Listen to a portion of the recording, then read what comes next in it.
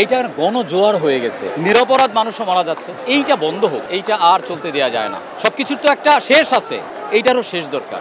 আমি ছাত্রদের যে 9 দফা সেটা আমি পড়েছি, আমি দেখেছি, আমার কাছে মনে হয়েছে যে এইটা যৌক্তিক, এটা মেনে নেওয়া উচিত। আরও আগে তো অনেক কিছুই মেনে নিলে ভালো হইতো, তাহলে তো আর এতগুলো প্রাণ যাইতো না, তাই না? আমি একজন শিল্পী, সবচেয়ে বড় কথা আমি একজন মানুষ এবং বিবেকবান মানুষ। আমার কাছে মনে হয়েছে যে অবস্থা চলছে এখানে আর ঘরে বসে থাকা যায় না, এটা থামা উচিত। এবং এটা না থামলে এটা ভালোর দিকে যাচ্ছে না, এটা ডে বাই ডে খারাপ দিকে যাচ্ছে। স্যান্ডেলিনা সো, রূপচর্চায় আভিজাত্য।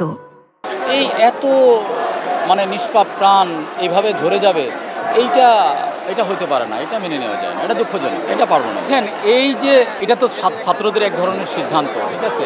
তো এই সিদ্ধান্ত এটা তো আসলে এখন পলিটিক্যাল হয়ে গেছে, এটা পলিটিক্যালভাবেই আসলে এটাকে ম্যানেজ করতে হবে। তবে আমি শিল্পী হিসাবে এইটুকু বলি যে শিল্পী সবসময় সুন্দরের পূজারী, শিল্পী সত্যের পথে থাকে, আমি সত্যের পথে আছি একজন শিল্পী হিসাবে, এই আমার বক্তব্য।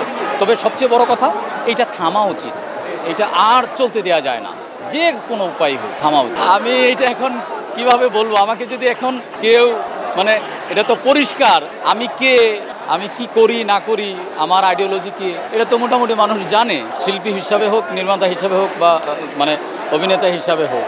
তো এটা যদি কেউ ট্যাগ করে দেয়, এখন তো আর এটা তো আসলে কিছু করার নাই, কি করব আমি? কিন্তু আমি তো বসেও থাকতে পারবো না, কারণ ছাত্রদের যে দাবিগুলো এগুলো তো যৌক্তিক, তাই না? তো এটাও তো আমার করতে হবে, তাই না? আমার বিবেক বলে তো একটা জিনিস আছে, আমি বিবেকের কাছে, আমার নিজের কাছে আমি কি উত্তর দিব তখন? এইটার গণজোয়ার হয়ে গেছে, আমি নিজেও ভাবি নাই যে এত মানুষের এখানে, তো মনে হচ্ছে শুধুমাত্র স্টুডেন্টরা না, সব শ্রেণী পেশার মানুষরা এখানে আছে। তো এইটা কেন? এটা কি কেউ কাউকে ইন্সপায়ার করছে, জোর করে আনছে, টাকা দিয়ে আনছে? নিশ্চয়ই না।